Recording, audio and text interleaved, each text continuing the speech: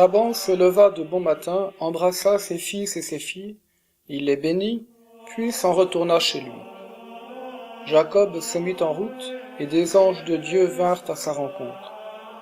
À leur vue, Jacob déclara, « C'est le camp de Dieu », et il appela ce lieu Mahanaïm, c'est-à-dire les deux camps. Jacob envoya des messagers devant lui vers son frère Ésaü, au pays de Séhir, dans la campagne d'Édom. Il leur donna cet ordre. Vous parlerez ainsi à mon seigneur, à Ésaü. Ainsi parle ton serviteur Jacob. J'ai séjourné chez Laban comme un immigré et j'y suis resté jusqu'à présent. Je possède des bœufs et des ânes, du petit bétail, des serviteurs et des servantes. J'en ai fait informer mon seigneur afin de trouver grâce à tes yeux.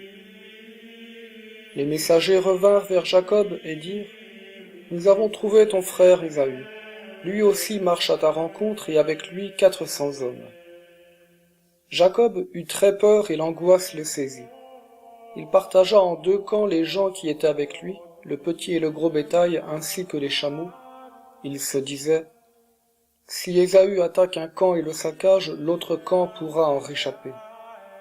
Jacob dit alors, Dieu de mon père Abraham, Dieu de mon père Isaac, ô Seigneur, toi qui m'as dit, retourne dans ton pays, dans ta parenté, et je te ferai du bien.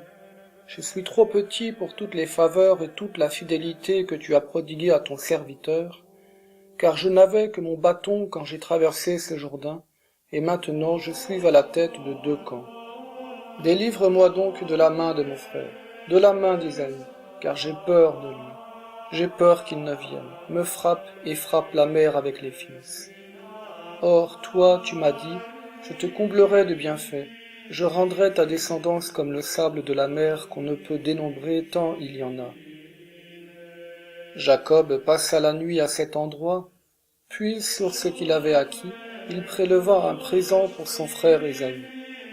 200 chèvres, 20 boucs, 200 brebis et 20 béliers, 30 chamelles laitières avec leurs petits, 40 vaches et 10 taureaux, 20 ânesses et 10 ânons.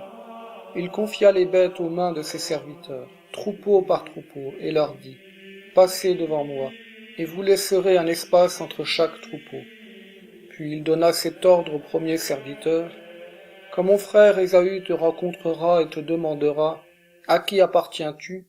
Où vas-tu? À qui appartient ce troupeau qui est là devant toi? » Tu répondras, « À ton serviteur, à Jacob. » C'est un présent qu'il envoie à mon seigneur, à Ésaü, et le voici lui-même derrière nous. Il donna le même ordre au deuxième, puis au troisième, bref, à tous ceux qui marchaient derrière les troupeaux. Il disait, « C'est en ces termes que vous parlerez à Ésaü quand vous le trouverez. Vous direz, « Voici que ton serviteur Jacob arrive derrière nous. » En effet, Jacob disait, « Je l'apaiserai avec le présent qui m'aura précédé. Ensuite, je pourrai paraître devant sa face. Peut-être me fera-t-il bon accueil. » Ainsi le présent précéda Jacob, et lui-même passa la nuit au camp. Cette nuit-là, Jacob se leva. Il prit ses 2 femmes, ses 2 servantes, ses 11 enfants, et passa le gué du Yabok. Il leur fit passer le torrent et fit aussi passer ce qui lui appartenait. Jacob resta seul. Or, quelqu'un lutta avec lui jusqu'au lever de l'aurore. L'homme, voyant qu'il ne pouvait rien contre lui, le frappa au creux de la hanche, et la hanche de Jacob se démit pendant ce combat. L'homme dit, « Lâche-moi, car l'aurore s'est levée. » Jacob répondit, « Je ne te lâcherai que si tu me bénis. » L'homme demanda, « Quel est ton nom ?» Il répondit, « Jacob. » Il reprit, « Ton nom ne sera plus Jacob, mais Israël, c'est-à-dire Dieu lutte, parce que tu as lutté avec Dieu et avec des hommes, et tu l'as emporté. » Jacob demanda, « Fais-moi connaître ton nom, je t'en prie. » Mais il répondit, « Pourquoi me demandes-tu mon nom ?» Et là, il le bénit. Jacob appela ce lieu Pénuel, c'est-à-dire face de Dieu. Car, disait-il, j'ai vu Dieu face à face et j'ai eu la vie sauve. Au lever du soleil, il passa le torrent à Pénuel. Il resta boiteux de la hanche. C'est pourquoi aujourd'hui encore, les fils d'Israël ne mangent pas le muscle qui est au creux de la hanche, car c'est là que Jacob avait été touché. Bonjour. Alors, Jacob a coupé les ponts avec sa belle famille et il se prépare maintenant à franchir le Jourdain pour rejoindre son père. Et pour cela, eh bien, il va descendre vers le sud pour passer le gué du Yabok, c'est-à-dire un petit affluent du Jourdain. Et d'emblée, on vous dit que Jacob allait son chemin quand des anges de Dieu le rencontrèrent. Vous vous souvenez que déjà, quand il était sorti de la terre de Canaan, il avait rencontré des anges au cours du songe de Bethel, ces anges qui montaient et qui descendaient. Vous vous souvenez aussi que les rabbins avaient interprété ce songe en disant que les anges qui montaient étaient ceux qui étaient les anges gardiens de Jacob lorsqu'il était en Terre Sainte et qu'il laissait la place, c'était les anges qui descendaient, aux anges gardiens de Jacob en exil. Donc quand il revient en Terre Sainte, d'une certaine manière, on vous dit que eh bien, ce sont les anges qui sont chargés de veiller sur Jacob qui reprennent du service en Terre Sainte. Ce sont d'ailleurs les mêmes que Jacob va envoyer auprès de son frère Ésaü, puisqu'on vous dit que Jacob envoya devant lui des messagers vers Ésaü, son frère, au pays de Séhir, dans la campagne d'Édom. Messager, c'est le même mot que ange. Donc voilà, on peut très bien conclure qu'effectivement, eh bien, un petit peu comme certains d'entre nous envoient leur ange gardien quand ils sont dans des situations un petit peu délicates, devant l'ange gardien de la personne qu'il faut rencontrer, eh bien là, il envoie son ange pour justement pour faire les préliminaires de la rencontre avec Ésaü, son frère. Et quand il revient, le messager lui dit, mais ton frère vient, il vient avec 400 hommes avec lui. Autant dire que c'est une armée. Hein. Et en face, qu'est-ce que Jacob a? Il a des troupeaux, il a des serviteurs, il a des femmes, il a des gosses. Il n'a pas préparé d'armée, hein, donc comment est-ce qu'il va pouvoir résister? Encore, bon, Laban qui était venu avec ses fils n'avait pas levé une armée contre son gendre, donc Jacob avait pu se confronter à lui d'égal à égal, mais là, 400 hommes, c'est quand même une sacrée troupe. Alors, d'une part, là, vous avez Jacob qui reste cet homme efficace hein, et perspicace, c'est-à-dire il sépare le camp en deux en se disant, bon, bah écoute, si Ésaü, mon frère, attaque une partie, l'autre aura peut-être le temps d'en réchapper. Mais surtout, et ça c'est la première fois que vous rencontrez ça dans la vie de Jacob, vous voyez tout d'un coup Jacob qui commence à prier. Ah, voilà. Pour la première fois, Jacob se trouve dans une situation qu'il ne maîtrise pas, et comme par hasard, eh bien, il va s'en sortir en priant. Alors on vous dit bien que d'abord il a grand peur et l'angoisse le saisit. Ah, on retrouve là quelque chose qui a habité son père Isaac lorsque celui-ci s'est aperçu qu'il avait été trompé par Jacob, qui s'était fait remplacer par Ésaü. Vous voyez, on tremble de tout son corps. On a un projet, on porte un projet en soi, et puis on voit l'ennemi arriver. Qu'est-ce qu'il faut faire? Eh bien là, il faut sortir des simples petits moyens humains pour se tourner vers Dieu. Et voilà ce que Jacob nous apprend. Lorsque tu es dans une situation qui te dépasse, lorsque tu as tout fait ce qui était de ton ressort, n'oublie pas de prier. Et là, qu'est-ce qu'il va faire? Eh bien, il va faire mémoire. Magnifique prière, très humble et pourtant typique. C'est-à-dire, il va rappeler, il va faire mémoire de ce que Dieu a fait pour ses ancêtres, il va affirmer son humilité devant Dieu, il va évoquer sa peur, et il va évoquer surtout sa foi en Dieu. C'est à partir du verset 10. Jacob dit, Dieu de mon père Abraham et Dieu de mon père Isaac. Voilà, l'invocation des pères. Seigneur, toi qui m'as dit, retourne dans ton pays, dans ta parenté, et je te ferai du bien. Je suis trop petit pour toutes les grâces et toutes les loyautés que tu as témoignées à ton serviteur. Voilà, l'humilité. Je n'avais en effet que mon bâton quand j'ai passé ce Jourdain, c'est-à-dire quand il est parti pour fuir Ésaü. Et maintenant, voici que je suis devenu deux camps. Bah oui, il a deux femmes, il a deux familles. Daigne me délivrer de la main de mon frère, de la main d'Ésaü, car je crains qu'il n'arrive et qu'il ne me frappe, et la mère, et les fils. Or c'est toi qui m'as dit, je te ferai beaucoup de bien, et je rendrai ta descendance comme le sable de la mer, qu'on ne peut compter tant il est nombreux. Oh là, vous voyez, où est passé l'orgueilleux Jacob, où est passé le roublard?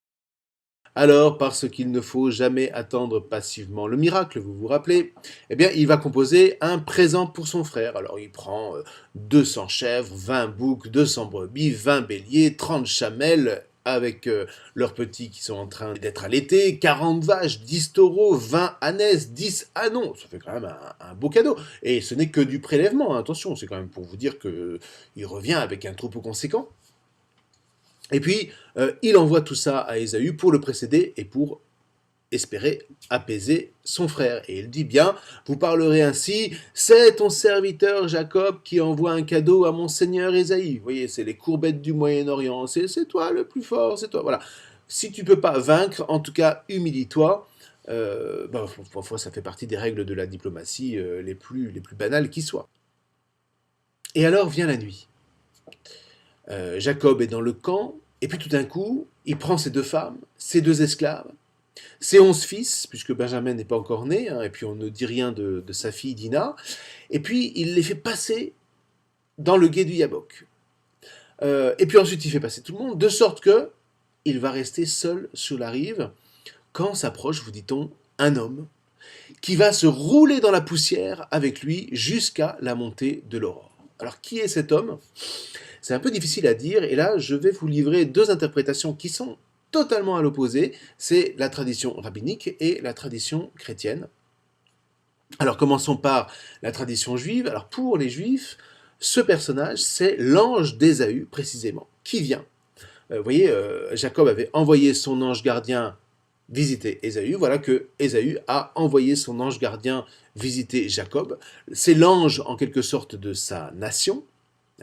Rappelez-vous, c'était une autre interprétation de l'échelle de Jacob. Les anges qui montaient et qui descendaient, c'était les anges qui étaient chargés de veiller sur les nations païennes. Et puis on vous avait dit à cette époque-là que précisément Jacob, lui, n'avait pas besoin d'ange puisque Dieu lui parlait en direct. Alors là, ce serait peut-être l'ange de la nation d'Ésaü ou peut-être tout simplement l'ange gardien d'Ésaü qui vient justement rencontrer Jacob. Et pourquoi est-ce que cet ange vient le rencontrer ? Parce que, écoutez, quand vous partez en guerre, il ne s'agit pas uniquement d'être les plus forts physiquement. Il faut aussi être les plus forts spirituellement. C'est d'ailleurs comme ça, si vous vous souvenez, que dans l'Antiquité, certes, les Romains ont vaincu et ont envahi le bassin méditerranéen, et bien plus encore, mais ceux qui ont gagné la bataille spirituelle, ce ne sont pas les Romains, c'est la Grèce. La Grèce a gagné le combat de l'esprit parce que la langue qui va et la culture qui va prédominer sur tout le bassin méditerranéen ne sera absolument pas la culture latine, enfin en tout cas ce sera beaucoup moins la culture latine que la culture grecque. Et bien là c'est la même chose. Et donc c'est un combat en quelque sorte spirituel et Jacob se manifeste comme le plus fort. Alors pourquoi diront les rabbins ? Eh bien parce que pour Jacob, il peut s'appuyer sur à sa droite les mérites d'Abraham, à sa gauche, les mérites d'Isaac. Et voyez, comme lui-même est irréprochable, disent les rabbins, eh bien, vis-à-vis de l'ange d'Ésaü, il va l'emporter. Alors, malgré tout, l'homme, mystérieusement, va lui toucher la hanche, qui va se déboîter, et les rabbins vont dire, parler de la hanche, en fait, on est en train de parler de la circoncision. Et en fait, l'ange d'Ésaü a essayé d'attaquer Jacob à ce qui fait son identité même de fils d'Abraham, c'est-à-dire au niveau de la circoncision. Mais il ne va pas y arriver. Et évidemment, ils se battent toute la nuit. Quand l'aurore arrive, l'ange d'Ésaü dit « Écoute, il faut que je parte puisque l'aurore est montée. » L'ange d'Ésaü est un ange des ténèbres qui ne supporte pas la lumière. Mais alors, vous avez Jacob qui s'agrippe à lui, comme il s'était d'ailleurs agrippé à Ésaü, il reste le talonneur et lui dit « Bénis-moi » car c'est vrai que si l'ange d'Ésaü bénit Jacob, alors Jacob est complètement l'élu. Et en même temps, eh bien, il fait rejaillir sa bénédiction sur son frère, vous vous souvenez « Je bénirai ceux qui te béniront ». Alors Jacob dit à l'ange « Mais quel est ton nom ?» Et l'ange lui renvoie la balle « Mais toi, quel est ton nom ?» Comme s'il l'enjoignait ici, en quelque sorte, à dire enfin qui il est, en vérité. Est-ce que Jacob revient en se faisant toujours passer pour Ésaü ? Eh bien non, cette fois-ci il dit bien, il est Jacob, alors les choses sont en quelque sorte remises dans l'ordre, et l'homme va bénir Jacob de la part d'Ésaü. C'est une interprétation. Évidemment, ça n'a rien à voir avec la tradition chrétienne, qui lie dans cet épisode l'intervention de Dieu lui-même. Alors vous voyez, c'est complètement à l'opposé. Alors pour toute une tradition, et notamment la tradition chrétienne, ce combat, c'est la nuit de Jacob. Pour que son retour d'exil soit un véritable retour du cœur, une teshuva, on dirait aujourd'hui, il faut ici que Jacob ne fasse pas qu'utiliser Dieu à son bénéfice, mais qu'il réponde vraiment à son appel, et c'est ce qui va entièrement le transformer. Donc, c'est avec Dieu que Jacob se roule dans la poussière, et Dieu, en quelque sorte, va comme le laisser gagner. Non pas pour se moquer de lui, non pas par condescendance, mais comme, si vous voulez, un père qui se laisse battre par un fils qui est objectivement moins fort que lui, mais comme pour encourager sa volonté, encourager sa niaque, parce que ce que Dieu aime en Jacob, c'est précisément la niaque de Jacob, la niaque qui le fait se donner tout entier dans ce combat, et qui lui vaut en fait une véritable victoire. Et en même temps, pour se dégager, Dieu blesse Jacob. Alors pourquoi? Eh bien parce que, vous voyez, dans un vrai combat, on s'engage corps à corps. Il n'y a pas de vrai combat sans que quelque part il y ait une blessure, il y ait une meurtrissure dans le corps même. Hein. Eh bien, dans le combat de Dieu, quelque part, il faut que la chair soit impliquée et qu'elle soit blessée. Parce que d'une certaine manière, la blessure est le signe du combat. C'est le signe qu'on s'est vraiment donné. Eh bien, c'est un peu la même chose ici. Hein. Dieu a voulu savoir en quelque sorte jusqu'où Jacob était prêt à aller, puisqu'il était l'élu. Et là, vous voyez, on peut comprendre que ce combat représente comme un rite initiatique, c'est-à-dire un rite qui fait advenir l'homme à lui-même. Car je deviens un homme lorsque j'ai accepté d'aller jusqu'au bout de mon appel et que je n'ai pas eu peur de la blessure. Hein. Une blessure qui me fait en quelque sorte quitter l'enfance, parce que désormais, je n'ai plus peur de partir. Et ça, c'est une des redécouvertes de l'anthropologie masculine de ces dernières années, que de comprendre que pour qu'un homme devienne un homme, il faut qu'il soit marqué d'une blessure, d'une divine blessure, comme le dit très bien Christine Kellen dans un admirable ouvrage. Hein. C'est-à-dire que tout départ, en quelque sorte, est une déchirure. Si cette déchirure n'est pas accompagnée par le Père, eh bien, elle restera une déchirure. Mais si elle est accompagnée par le Père, ou mieux encore, si elle est infligée par le père, qui introduit son fils comme ça à son départ prochain, eh bien cette meurtrissure devient une blessure, mais en quelque sorte une blessure de fierté. Hein. J'ai été le plus fort et donc je ne crains pas de partir. Eh bien ici, Jacob ne craint plus de signer son exil par un véritable retour, non plus simplement le retour de l'enfant, mais le retour de l'homme. Alors quand vient l'aurore, Dieu se retire, il ne peut pas être vu en plein jour sans que Jacob n'en meure, mais Jacob reste Jacob, c'est-à-dire qu'il va s'agripper. Vous voyez, il s'agrippe à Dieu comme il s'est agrippé à Ésaü, comme pour vous dire, là, il s'agrippe à celui qui va vraiment le faire naître, celui qui va vraiment lui donner son identité. Et Dieu aime ça, Dieu aime ceux qui s'agrippent à lui. Et il va lui dire, tu ne partiras pas tant que tu ne m'auras pas béni. Ah, celui-là, il veut vraiment la bénédiction. Et parce qu'il a compris, voyez, que c'est à travers la bénédiction qu'il pourra transmettre le trésor qu'il a reçu de ses parents et puis qu'il trouvera son identité. C'est aussi à travers la bénédiction qu'il va trouver sa filiation, cette filiation qu'il demande de tout son cœur, puisque cette bénédiction vient toujours du Père. Alors Jacob lui dit, mais quel est ton nom? L'homme refuse de répondre. Toi, quel est ton nom? Voilà l'important. Qu'est-ce que tu vas me répondre aujourd'hui? Rappelle-toi la réponse que tu as donnée à ton père quand il t'a posé la question. Et aujourd'hui, qu'est-ce que tu vas répondre? Voilà l'épreuve de Jacob. Et Jacob, plutôt que de se faire passer par un autre, va répondre « Je suis Jacob ». Ça y est! Ah, ouf! Il a enfin assumé son identité. Donc enfin, il est droit. Enfin, c'est un homme. Donc il va pouvoir enfin porter la promesse, parce que voyez-vous, il faut être un homme droit pour cela. Non pas un homme parfait, mais un homme de foi. Alors vous voyez là comment deux traditions peuvent être complètement divergentes. Alors laquelle choisir? Eh bien, écoutez, parce que moi je suis chrétien, je prends parti évidemment pour la seconde, mais la première n'est pas non plus dénuée de tout sens pour autant. Bon, alors si vous le voulez bien, on va rester nous dans la lecture chrétienne pour poursuivre, mais le temps est passé et donc il faudra que nous poursuivons la prochaine fois. Je vous remercie. Bonjour, nous avons laissé Jacob à l'orée du jour après avoir roulé avec l'ange dans la poussière et avoir donné dans ce combat une telle énergie que l'ange considère que Jacob a véritablement gagné. Alors vient l'épisode du changement de nom.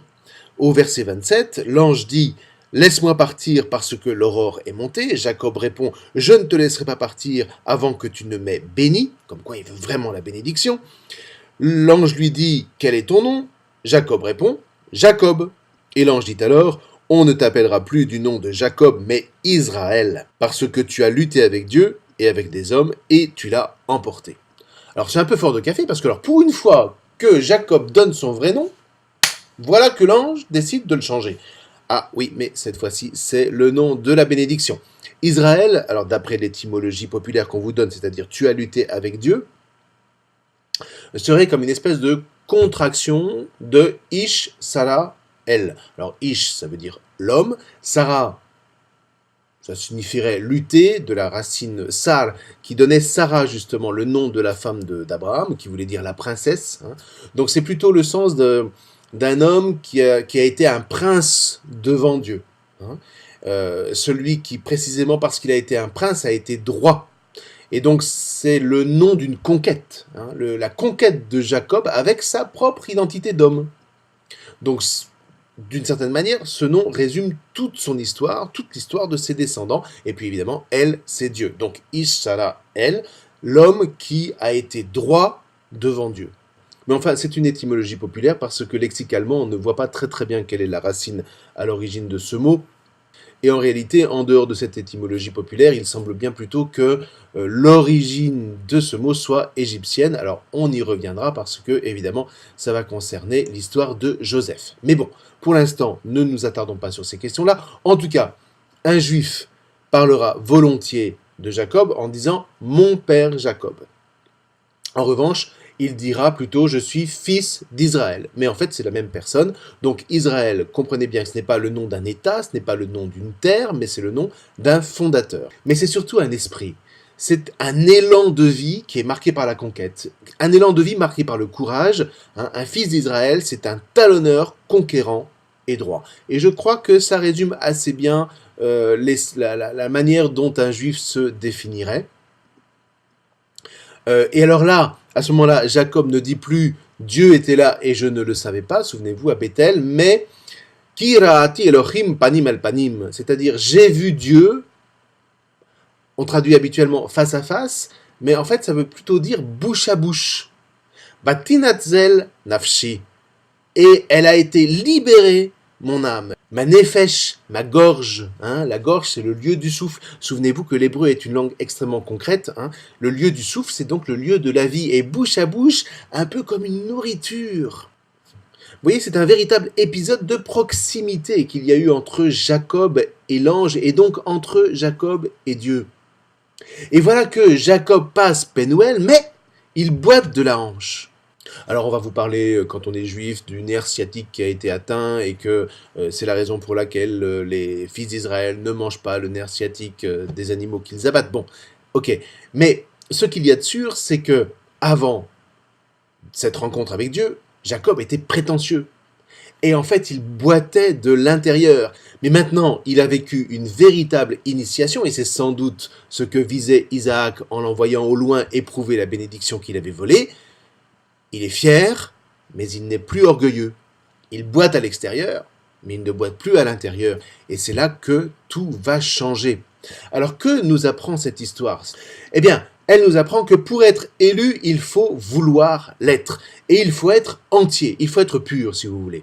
Pur, ce n'est pas une notion morale d'abord, c'est plutôt une notion, le seul exemple qui me vient à l'esprit, c'est une notion chimique, c'est-à-dire qu'un produit chimiquement pur, c'est un produit qui est sans mélange. Et bien voilà, pour être élu, il faut être sans mélange. L'élu, c'est celui qui veut l'être et qui est prêt à en payer le prix, c'est-à-dire une lutte avec Dieu. Alors un passage du livre de Judith au chapitre 8 dit bien « Dieu flagelle ceux qui s'approchent de lui ». C'est ce qui fera dire d'ailleurs à Sainte Thérèse d'Avila qui tombe sur ce passage « Ah je comprends pourquoi vous avez si peu d'amis ». Bon, trêve de plaisanterie. Mais voyez, ça nous dit quelque chose d'essentiel. Il faut avoir un désir de pureté à toute épreuve. Et ça, qu'on le veuille ou non, c'est la marque des fils d'Israël. Et normalement, ça devrait être aussi la marque du chrétien. Sauf que on va le vivre sur un mode différent. Cette lutte avec Dieu, tout juif pieux l'attend, l'espère. Et la vit déjà quand il scrute la Torah. Un récit du Talmud dit que lorsque Dieu a voulu choisir un peuple qui serait son témoin dans le monde, il a demandé à toutes les nations. Et toutes ont refusé, seul le plus petit d'entre les peuples a dit oui, et c'est le peuple d'Israël. Et ce peuple, il a voulu effectivement être élu. L'élu, c'est celui qui assume, qui entérine jusqu'au bout dans la droiture la proposition divine. Et ça passe par l'épreuve de l'élection. Un peu comme pour le Christ qui, après son baptême, va être envoyé par l'Esprit Saint dans le désert pour se rouler dans la poussière. Alors il ne va pas se rouler dans la poussière avec Dieu, mais il va effectivement se rouler dans la poussière avec un ange. Quand bien même cet ange soit Satan. Et puis pensez à Saint Paul. Saint Paul, voilà un vrai fils d'Israël qui va rencontrer Dieu en tombant lui aussi dans la poussière sur le chemin de Damas. Il deviendra aveugle, il va connaître la nuit, il perdra complètement sa superbe pour rencontrer le vrai Dieu, le Dieu d'Abraham, le Dieu d'Isaac et de Jacob, pour se rendre compte que dans le fond, il ne l'avait jamais vraiment rencontré en scrutant la Torah, même à l'école de Gamaliel. Alors voilà un homme qui avait la niaque, mais il lui manquait d'avoir roulé dans la poussière. Eh bien pour nous, le chemin est le même, et c'est pour ça que Jésus dit « tous sont appelés, mais peu sont élus ». Dieu appelle tout le monde, ça ne pose aucune difficulté, mais combien répondent avec la niaque ? Combien sont prêts à lutter avec Dieu, c'est-à-dire à traverser des épreuves qui vont les purifier et non pas faire valoir leurs droits comme on le fait aujourd'hui dans une société qui est quand même drôlement victimaire. Dans le fond, passer par la porte large, c'est vouloir aller en Dieu, mais sans avoir à éprouver son désir. Et c'est dans le fond se perdre dans de vains combats, dans de vaines tromperies avec nous-mêmes, avec Dieu et avec les autres. Que voulez-vous? Il faut lutter pour recevoir Dieu bouche à bouche, pour devenir une source de bénédiction pour nos frères. Et nous aussi, il nous faut passer par le gué pour rencontrer Dieu en nous roulant dans la poussière avec lui. Cessez de se dire « Oh, mais je veux bien faire ma sauce à moi et puis je vais m'en sortir quand même ». Tant qu'il s'en est tenu là, rappelez-vous, Jacob a été dans le fond malheureux, il a été trompé autant qu'il a trompé, il a été lésé, ça a été un fuyard, il était apeuré jusqu'au moment de cette rencontre, encore une fois, dans la poussière. Donc Jacob pose la question à tout juif, mais aussi à tout chrétien, jusqu'où va ton désir de Dieu? Bethel, c'était une magnifique bâtisse qui allait jusqu'au ciel. Mais lorsque les apôtres contemplent le temple de Jérusalem, Jésus leur dit, détruisez ce temple, et moi je le rebâtirai en 3 jours. Et eux aussi vont devoir lutter, et le combat de Jésus deviendra le leur, détruire en eux l'image spontanée de Dieu qu'ils se font à leur image. C'est un Dieu partisan, un Dieu qui va bouter les Romains hors d'Israël, mais dans le fond, c'est un Dieu trop humain, c'est un Dieu qui est mon petit protecteur à moi, un Dieu mercenaire à ma solde. Et dans le fond, c'était le Dieu de Bethel. Rappelez-vous, c'est au chapitre 28, Jacob qui dit « Oh bah si Dieu est avec moi, s'il me garde dans ce voyage que j'entreprends, s'il me donne du pain à manger, des habits pour me vêtir, si je reviens sain et sauf dans la maison de mon père, le Seigneur sera mon Dieu. » Ah bah voilà, c'est mon petit Dieu à moi. Maintenant, c'est autre chose. Il a lutté avec Dieu et il a compris. Et bien voyez, la foi d'Abraham, la foi d'Isaac, c'est ça. La foi passe par la destruction de l'idéologie que nous imposons à Dieu. On le voudrait magnifique, on le voudrait triomphal, mais ça, c'est le Dieu de Babel. Dans le fond, Jacob pensait pouvoir monter au ciel par l'escalier pour trouver Dieu, mais voilà qu'il doit rouler dans la poussière pour le trouver véritablement, et là, il éprouve vraiment son désir. Et vous savez, dans le fond, on ne sort jamais indemne de ce genre d'épreuve. Alors Jacob ressort de ce combat en boitant.